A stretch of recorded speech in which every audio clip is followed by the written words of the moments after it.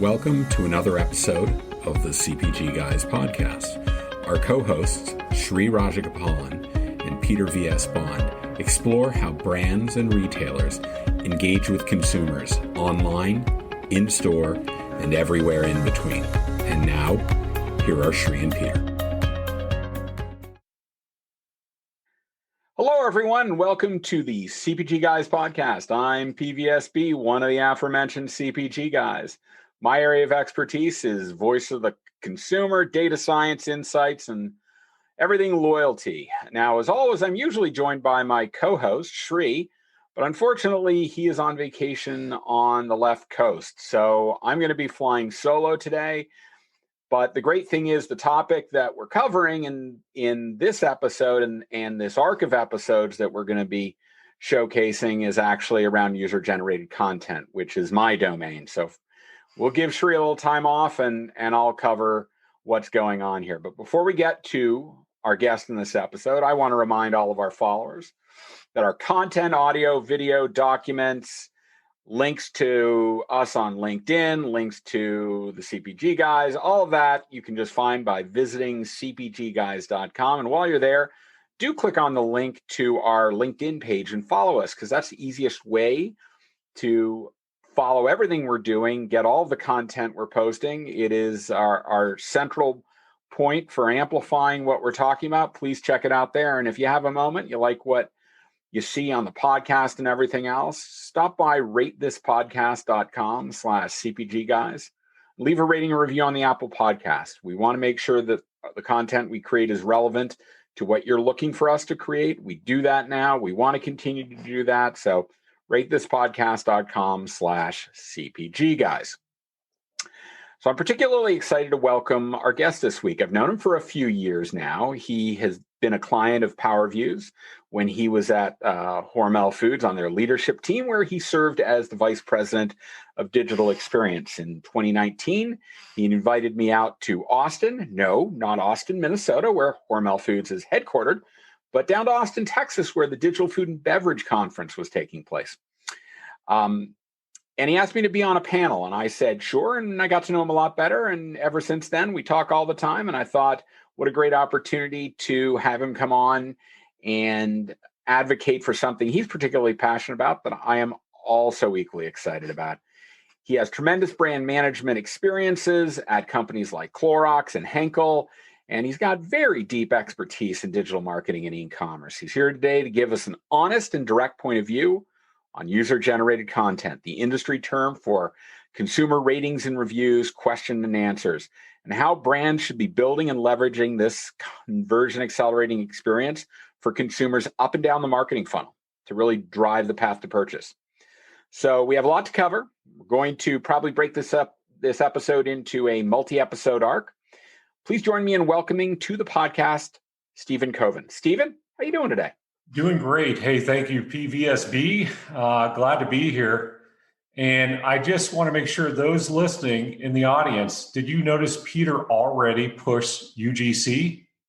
I did. He said, go to ratethispodcast/CPG guys. He's looking for UGC. I love it. Stephen just moved to Crossmark as VP of Omnichannel and eCommerce. Sounds like a great role. I gather you report directly to the CEO. So a bit of a change. It puts you on the agency side versus the manufacturer side, where you spent most of your career. Recently at Hormel Foods as the officer of all things digital marketing and e-commerce. Before we get to the questions, why don't you expand upon with our audience your subject matter expertise as it pertains to consumer engagement and the digital shelf? Perfect. So for me, when I think about consumer engagement and the digital shelf, it all starts with being consumer-centric. Understanding how consumers make decisions, their interests, their biases, and then layering on the best way to communicate with them. In essence, if you have the wrong message or bad creative, it doesn't matter from there. So with consumer engagement, you really have to understand the consumer and then the tools to motivate them to help maybe create awareness or create an action. And within that, for us, or me, I should say, is I think about it in two big buckets. First is there's a lot of MarTech out there. lots of tools to help motivate consumers both offsite and onsite.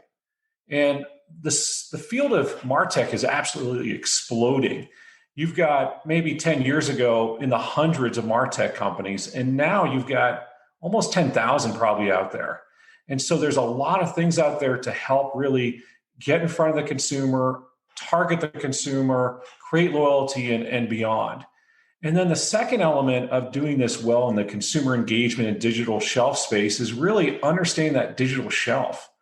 Obviously, you've got content that's in front of the consumer. They're looking at it, they're reading it, they may be watching videos. So understanding what is available and optimizing it, but then also really understanding that algorithm. Because if you're not found, no one's going to be able to buy it. So really understanding the nuances, the technology, the algorithm is going to allow you to be successful in this consumer engagement effort. Stephen, that was great, very concise, yet very descriptive. Let's get on to the questions. We know that you share this passion with me. I know it's going to be a very lively conversation. So let's just start off at a very high level and define what the subject we're talking about is. Can you please define in your terms what user-generated content is? And second of all, whether it is measurably important on the path to purchase. Perfect. Let me address that. So I take UGC generally broader than most. Most people think about it as just online. Within online, people think about ratings and reviews, social posts, images, videos that are generated by the consumer, not the brand. But anything that the consumer generates is really UGC. So what else is out there? It could be someone calling into your call center to give kudos to the new product, a letter, or something else. Maybe at an event, you get some video. So it's not just what happens online. It's really anytime the consumer generates content. And that obviously has a benefit. We'll talk more about it, but in general, it's about authentic views of your product and your brand. It creates trust. It helps educate. There's so many benefits. And so your question on, is this important on the path to purchase? Absolutely. It creates equity. It creates the ability to convert on a page. And so, yes, this is both important, and you use the word measurably. It is absolutely something you can measure and understand the impact on your efforts. Thank you, Stephen. That's great. So let's talk then about how UGC can and actually should be applied in successful e-commerce, particularly on the digital shelf. Any innovative examples come to mind? Absolutely. So can and should, it absolutely should. And this is really both on the manufacturer, obviously the owner of brands, and on the retailer side. Specifically at retail, if you don't have UGC on your site, you're really losing sales. If we look through the lens of Amazon and what really made them successful when they were just selling books and now they sell everything, it was about great search engine results, but also that UGC of the reviews. They were really the first that put it out there, allowed someone to understand, is this a book I should read or not? And now consumers are used to it. And so you have to have it. I think the study that was recently out was 97% of all consumers use reviews to make a decision, and roughly 26% on every purchase. So you definitely need to have it if you're both on the brand side or on the retailer side. Now, who's doing some innovative things? I think people that are really integrating it fully into, for instance, their PDPs, their product description page, so that that specific page on a retailer site about your product. Those that are really integrating it, moderating it, adding more to it are the ones that are keeping ahead. And innovative examples is maybe on those tiles, those images that people start with to look at a product, you can talk about your ratings. You can talk about your score, maybe specific quotes that help reinforce certain attributes or equity elements. And then, just the unique services that you guys at Power Reviews are doing. leveraging those to even do more when it comes to UGC generation, but also usage. Yeah, let me expand a little upon that, Stephen. The first one is you mentioned the image carousel that's at the top of the PDP. Using the page as it exists and not hoping for it to change the way you want it means that you can do something now rather than later. And what I mean by that is two of the sites like Walmart Grocery and Instacart, they don't have ratings and reviews sections. Walmart.com does, but the grocery pickup and delivery, no UGC. But they do have image carousels. So taking verbatims and putting them in the image carousel, and the Baymart Institute did a product page study a couple of years ago, said the single most important part of the product page is the image carousel. So why not leverage it to communicate? There are a lot of people that only look at that. They never scroll down and go below the fold. So taking advantage of that, I absolutely agree with you. Very innovative ways. You certainly should be tending to your PDP if it has its own UGC section for ratings and reviews and questions and answers, but try to think beyond that. If you do that, you're moving, you're expanding your application on the funnel. And even on the listing pages, right? There are some retailers when they show 20 bottles of shampoo, they don't put a rating and review snippet, the star rating and the review count.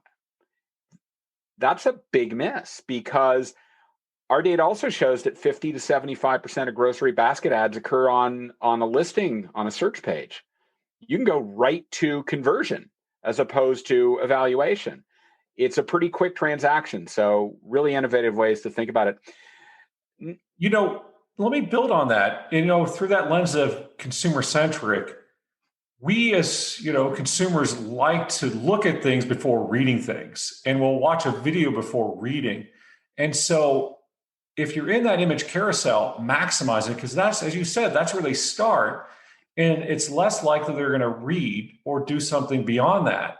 There's diminishing returns per se. So bringing that review, that content, that UGC content into the image carousel is going to be a benefit. Stephen, one of the questions I get most frequently in my role is what impact does UGC have based upon the product category? I mean, is it really important to collect reviews for a 2-liter bottle of soda or asparagus? What other factors may influence the importance of UGC? Great questions. And I get that also. So, all categories, it's important. There's obviously some that are more important and some that are less. But if you have 0, for instance, reviews, consumers are going to go, what's going on? Why does this not? They're expecting to have information on it, even on a Pepsi product. So let's say you went to a website and it just had a Pepsi product and a Coke product. Coke had some reviews, Pepsi didn't. Right there's some sort of red flag to the consumer. So it is really the cost of doing business on a PDP. Some categories that are more established, it's going to be less important, but still important. Ones that are higher involvement, maybe higher price tag, that have something else to it, those are ones that are going to have the requirement to have even more reviews. What factors influence it? Is this a category that is new? Is this a category that they're only sort of buying seasonally, and so they're not really thinking about that often? Let's use tax software, for instance. You only are thinking about it, obviously, when you're about to start, doing your returns. And so it's not something we're thinking about day in and day out, but those reviews can help a lot. So there's lots of factors. Those are just a couple. What about new items, Stephen? Are they useful for new items when you're launching a product? Absolutely. And so you really need those reviews to create that credibility that this is a good product. It meets the needs that you're expecting as someone that would be purchasing it. So my rule is don't launch it unless you have reviews. Now, it is a little bit harder because to generate those reviews, you're likely to do sampling in some pre-launch effort. But it's real important because the studies have shown 0 reviews means extremely lower sales than even just having 1 review. So help the product succeed against the algorithm and make sure that product moves so you can keep it in distribution. You really have to come out of the gate with reviews when you initially launch. Don't launch and then get the reviews. Do it simultaneously. Yeah, to that point, my advice to any brand is do not let a product appear on the digital shelf for the first time unless there are consumer reviews attached to it, because that's going to drive trial. In the absence of them never having seen the product or tried the product, they want to hear from someone else who has. That is what is going to stimulate trial more than anything else. Absolutely. And we're just, we're consumers. And even if it's a $3 item, is it worth taking the risk to try the new one because of just, you got to deal with the return, or you lost $3, or, it's for a family gathering and you can't have that whatever fail. These are things that consumers are processing very fast when they're trying to make that purchase decision on a retailer side. I know that the grocery industry has been slow to adopt the application of UGC on the path to purchase. Mass merchants, drug, big box retailers, much more early on adopters of this format. But all of a sudden the pandemic hits and there is a massive shift to e-commerce around grocery. So there all of a sudden are a whole lot of brands that are scrambling to start investing in UGC where they hadn't. Can you walk our audience through exactly how to get a UGC program up and running for a brand and what needs to be considered in developing this program? Great question. So if you're not into this space, let's get moving. It's essential, obviously, we'll talk about more about generating sales. The process of getting up and running is really, you need to have a partner here, a partner that's going to take in the reviews. So these are SaaS platforms. They're going to have the technology to put on your brand website to capture the reviews, moderate them. And what moderation means is making sure that the review is a good review, in the sense, not that it's positive or negative, but it fits against the right product. It's talking about things that are related to the product, not something totally off the mark. And then really cutting out things that are, issues, if there's bad language and such. And then also another set of eyes if there's something that needs to be escalated, if there's an issue, either with the product or something that might have hurt someone per se. So you need the moderation, but then what's really, really important is you need to make sure that you can take this UGC and publish it. And the term in the industry is syndication.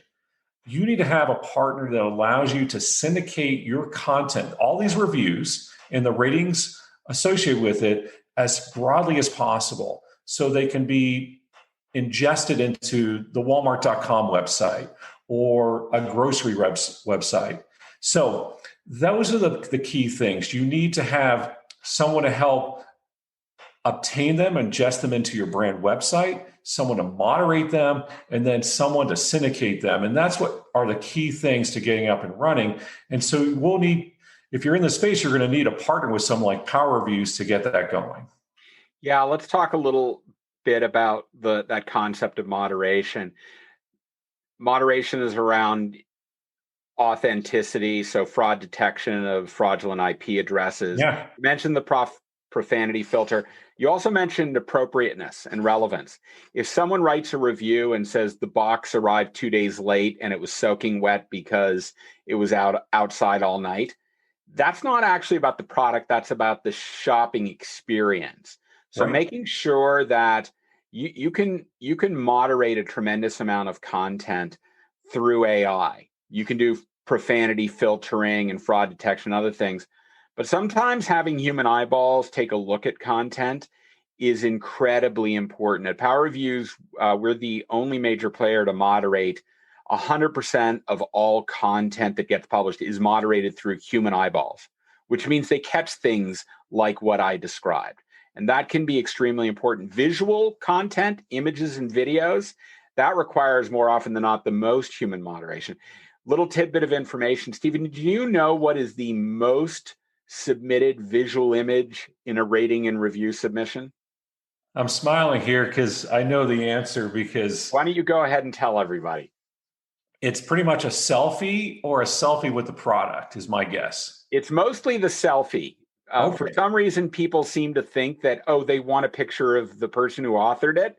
Well, that's nice, wonderful, but no, we're actually looking for the image. So more often than not, images get moderated out and not published because they're not relevant, again, to the product. They're the person who authored it. But as part of that content acquisition, making sure you have the rights to be able to share it. And a lot of people don't realize, if you go to sites like Walmart and BJ's Wholesale Club, you'll see that most of the content there is written, and it says it was originally written on brand.com site. Mm-hmm. That's syndication, right? That's how they get content there. So thank you for. Yeah, and let me add a couple other things that just this conversation inspired me on. Is first is you need to play within the rules within the FTC. So, playing by the rules is the right way, and the FTC is watching this closely. And you need to have a partner that understands that. You can't just have only positive reviews and weed out the negatives. You have to have it all. And we'll talk about that, I expect, the fear of negative reviews. But you also need to make sure that you have that human moderation. AI is just not strong enough. It's not strong enough in this space. It's not strong enough in many other spaces where AI has lots of potential, but it's still not there where it can fully replace human insight. And I've seen it on, AI in this space, missing things in other spaces. So human moderation is critical in this effort. Absolutely, Stephen. I'd like to expand a little bit upon what you mentioned in terms of having a partner that helps make sure that you don't run afoul of authenticity issues. Authenticity is not just that someone actually wrote the review about the product, but consumers understand what motivated that review. The FTC has guidelines around incentivized reviews. Yes. So by getting a sample or a sweepstakes, that needs to be badged on the review, and a good partner will actually do that. There are some people out there that scrape reviews from other sites, don't capture the badging, don't display that.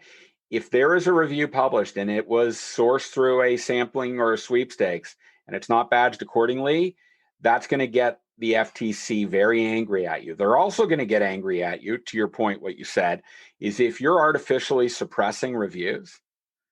There are some platforms out there that'll let brands, with a click of a button, just suppress all the low-rated reviews. Well, there was a big case last week where one of our competitors was found guilty and is being fined for doing exactly that. So we'll talk a little bit. We'll dig into that negative review and why not to be worried about it.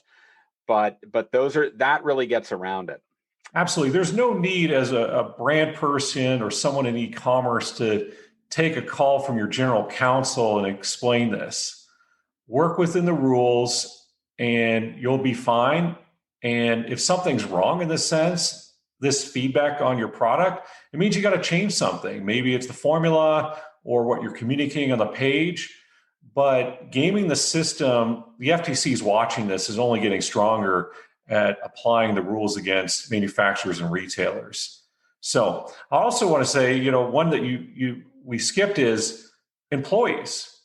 Employees shouldn't be writing a review on a product without disclosing that. That's part of the rules. So it's very important to ensure that, again, you're working within the guidelines of the FTC. Absolutely. And the way you display that and ensure that it is displayed correctly is you should instruct your employees to only write reviews using their company email address. Good platform providers like Power Reviews will set up and implement the program such that when a review comes in from a company email address, it will be badged as a review from a staff member. So that is also very important. So let's say, to that point on implementation, you've designed your program, you've selected a vendor, now you go and actually implement. Can you speak to some specific concerns that brands should address during the implementation phase? Yeah, I'll highlight some. It involves a lot of work to do it right. But let me highlight some things for our audience just to make sure they don't run into these or are aware of them as they work on implementation.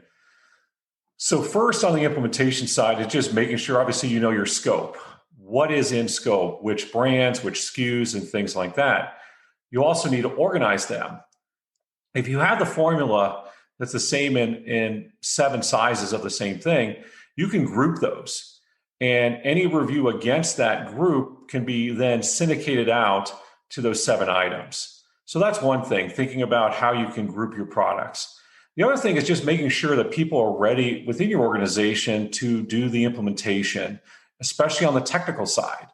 So you're going to need to work with a provider in the sense to implement this into your website and structure it so it looks and feels like what your brand would be serving up to consumers. So it looks, I'll call it within the style guide. But within that, within the questions that are asked on a review, that's a great time to step back and say, what do we really want to ensure that we know from our consumer? So there are standard templates that are out there, but making sure as an organization, you step back and you think about what are the real key questions that you want to ask. Maybe it's a new one or custom and things like that, just to ensure that you're capturing it. Like anyone in research knows that the more questions you ask, the less likely they're going to finish, per se, the survey, the research. So we have to be selective when we're doing it. So it's a balance of asking everything you want to know, but not having too many questions. And then there's some great technology out there to help motivate on the site someone to answer a question. It might show how much they've answered the survey questions and give them that motivation to complete it. So really taking a close look at the tools available from the supplier, making sure your organization's ready to integrate it and integrate it with some thought, then you're ready to go and put it into your system and your site. Stephen, I loved your comment about motivating your consumer to write more and write more poignant content. Having a review meter on the bottom that as they start to enter more characters eventually goes from red to yellow to green can really get them to write a more robust response. Also, to your point on adding additional questions and even putting them ahead, so specific questions, apparel manufacturers oftentimes like to ask consumers whether the fit of the product is too small, too big, or just right on. And when you start adding some of those, a handful of them in advance of the free form, oftentimes you will find those attributes will find their way into the free form. So there are a lot of things. And then the great point you made is products that are the same, but they're different variants. So you use that example. I'll give you a great one. Mount Gay rum, you can buy them in a little airplane bottle, traditional 750 milliliter, or even the 1.75. Those are all basically the same beverage. You can write reviews on it. As a point of fact, I always seem to write my reviews on the 1.75 liter size. No judgments there, people, but in any event. You hold a lot of parties. Yeah, that's what it is. Pre-pandemic. It's not pandemic related. No. With implementation, because there's a lot of things involved, one thing I didn't mention is moderation. Yeah. You have to have that insight and visibility and execution of moderation in-house also. Obviously, like Power Reviews is a great partner and they're doing everything from the AI to the human moderation, but you still need a group internally if something needs to be reviewed or escalated. And so what I found when you're doing implementation is really setting up service level agreements, SLAs. And so we know what the response time is if something that's escalated. Is that taken care of in 6 hours? 12 hours a day, do we have a guide to help answer expected questions? So, for instance, sometimes maybe there's a product that's considered too salty, as an example. So, does the brand already have written a response that helps the consumer understand it and maybe guides them to a product that has less of that type of taste? Those are the things that are really important in that upfront effort to do the implementation, because you don't want to be that brand that just puts the carbon copy answer back on the website like, oh, sorry to hear, please call us. What you've done is you've really not helped strengthen the brand, and you haven't really addressed what the concern was. So, from a strength in the brand, it shows like we're not willing to invest to help this person. And then on the second part, maybe there's an opportunity to say, well, this product has this, and this other product has what you're looking for. So try that. And so you can really use it as an opportunity to help the next person understand more of what's going on, because we do know, and again, it's about the negative reviews, that's where consumers go. They don't go to the 5-star, they go to the 1-star and try to understand, what went wrong.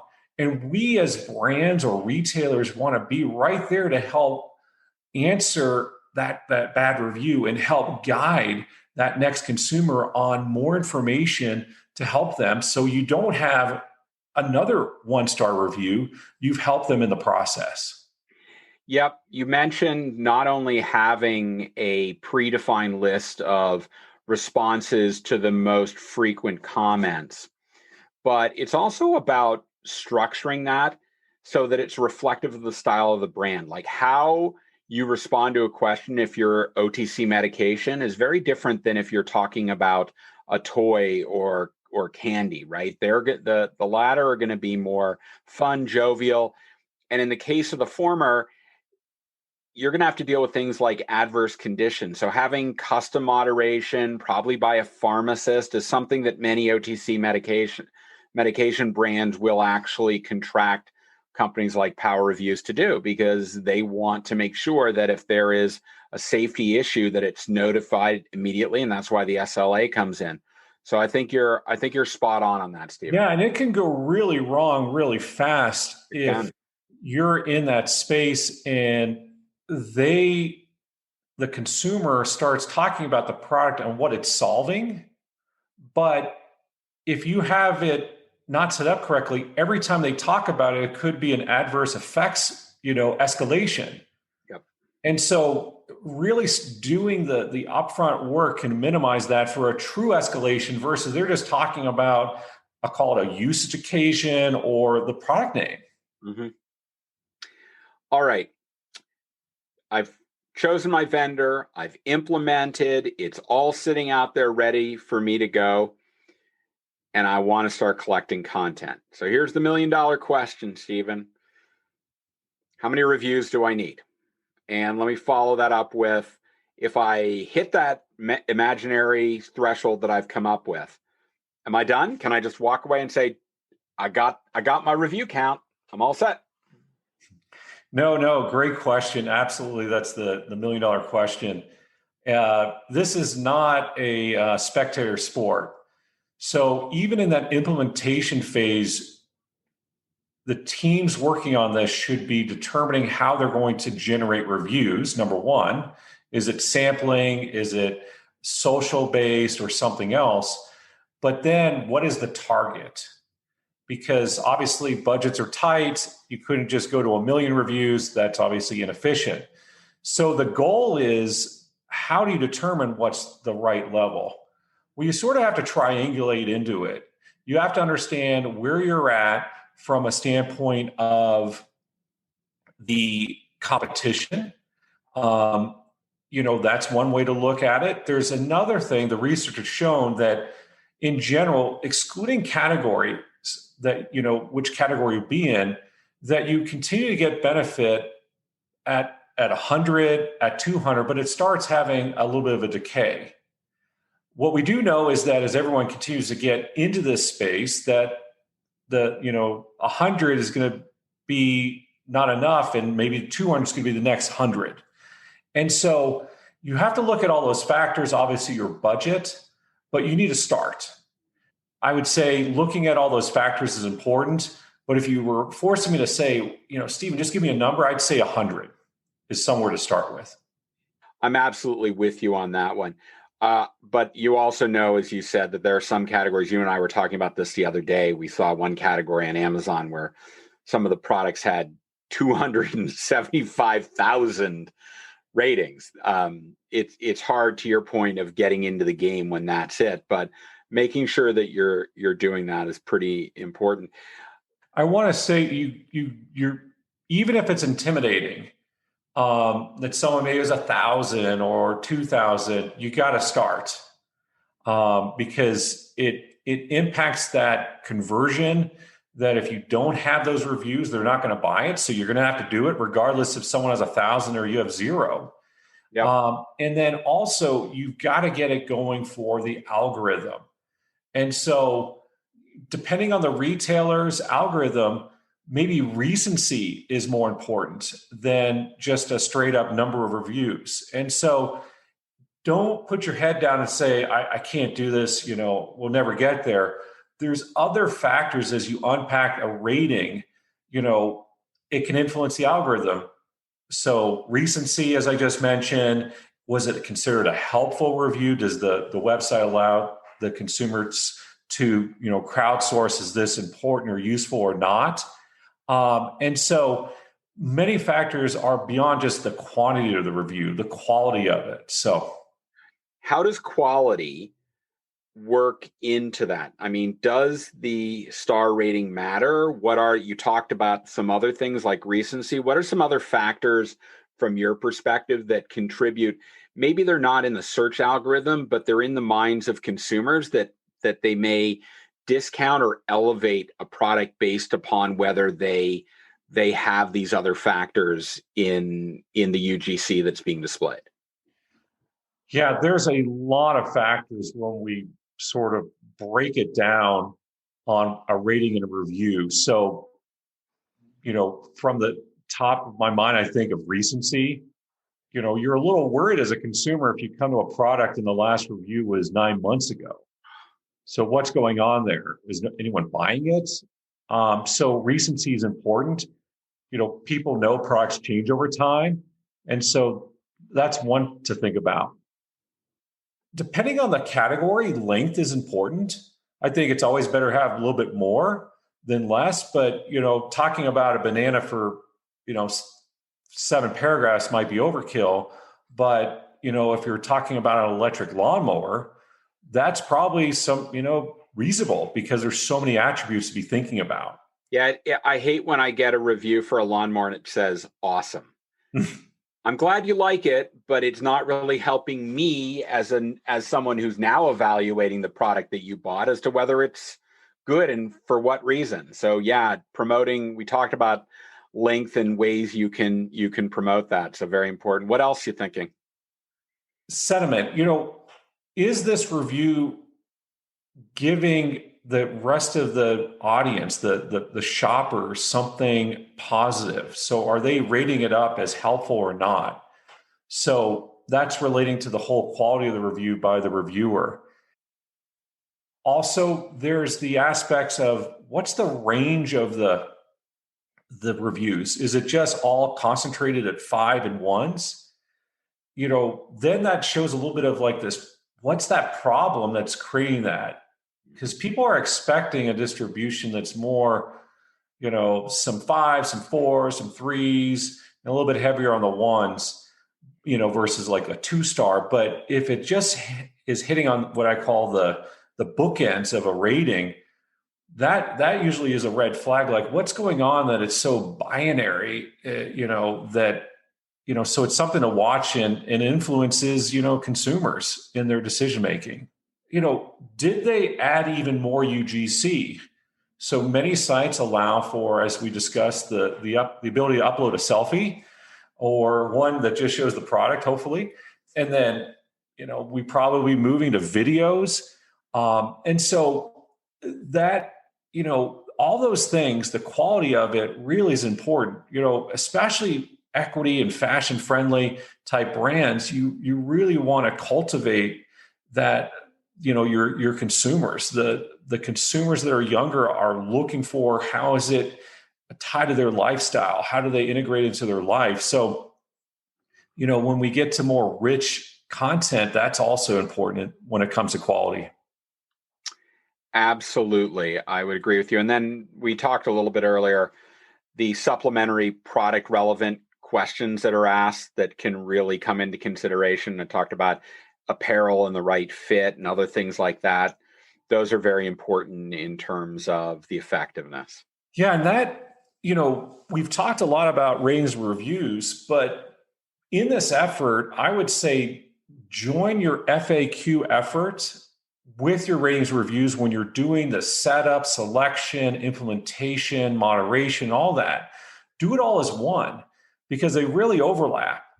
And people want their questions answered. And so if you're not doing that, you're creating a bad user experience and maybe ending up having someone buy it that rates it poorly. That's bad, or buys it and they didn't get their answer from the FAQs and they return it.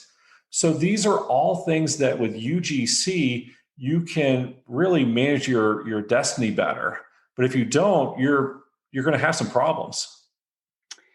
All right, that's very helpful. So I've selected my vendor, I've implemented, I've designed the right write a review form to collect all the content in the order I want so that I know it's going to be wonderful. Now I actually have to collect the content. So Stephen, what are some major ways to generate the content? And since I like Wheel of Fortune, you know how at the end, when the person goes to the big final puzzle to solve, and Pat Sajak takes the RSTLNE and puts it up on the board, and they automatically get that. I'm just going to throw right on the table that for brands, the single biggest way to collect content is if you're doing D2C, it's order feeds, right? You've got people who've bought products off your site. That's the biggest. But there are a lot of brands, and you just came from a manufacturer where D2C, because you were a perishable manufacturer, was kind of off the table. So I'd sure love to hear from you different ways that brands that may not have order feeds can start to think about, how do I collect meaningful content at scale? And so what else is out there to help generate this content? So leveraging marketing tools. So it might be a social effort that focuses on creating reviews, maybe through a sweepstakes or some other promotion. Obviously, as we talked about, need to make sure that's identified when you capture it. It could be something you integrate on your packaging. We want to hear from you. And so the sky is the limit to engage your consumer, because consumers like to talk and share their feedback. And it's not just, talking about cars that are very, high involvement. Every product category I've ever been in, there are consumers that want to talk about it. If they're using it, they want to talk about it.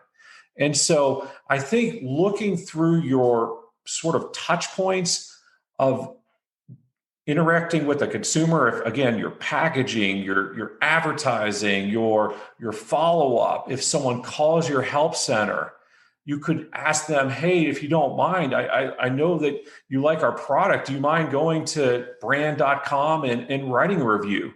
So it's really being integrated in the effort, looking for all those places to really pull in reviews. And as we know, more reviews means more sales and more conversion. I'm working with a client right now that's starting to integrate QR codes onto their packages, to your point, making it very easy, because all iPhones and most Android phones have a QR code reader built into the camera app. So just hovering over the QR takes it right to the writer review page. Very simple. Now, does it generate an enormous amount of content all at once? No, it doesn't. But it gives you a steady stream of organic content. Why is that good? You mentioned it earlier, recency, right? We know that Gen Z, they tend to discount reviews that are over 60 days old.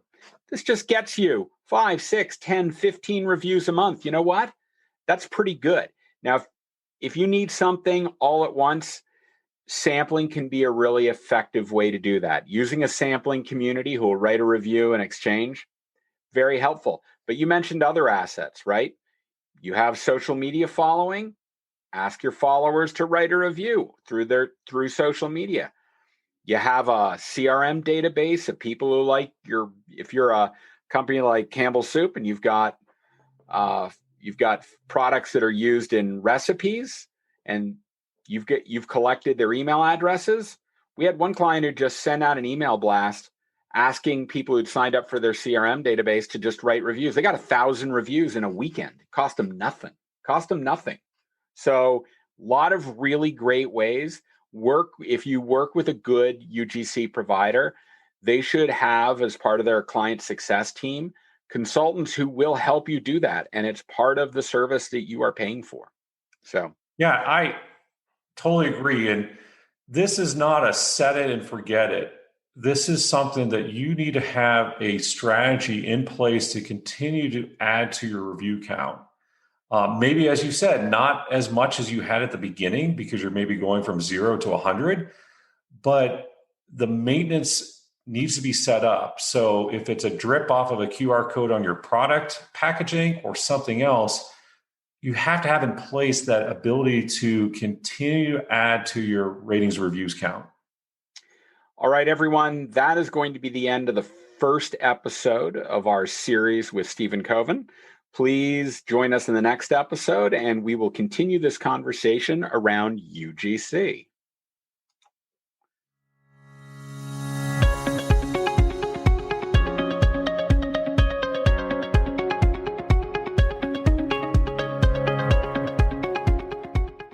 The content in this podcast episode is provided for general informational purposes only. By listening to our episode, you understand that no information contained in this episode should be construed as advice from CPG Guys LLC or the individual author, hosts, or guests, nor is it intended to be a substitute for research on any subject matter. Reference to any specific product or entity does not constitute an endorsement or recommendation by CPG Guys LLC. The views expressed by guests are their own, and their appearance on the program does not imply an endorsement of them or any entity they represent. The views expressed by CPG Guys LLC do not represent the views of their employers or the entity they represent. CPG Guys LLC expressly disclaims any and all liability or responsibility for any direct, indirect, incidental, special, consequential, or other damages arising out of any individual's use of, reference to, or inability to use this podcast or the information we present in this podcast.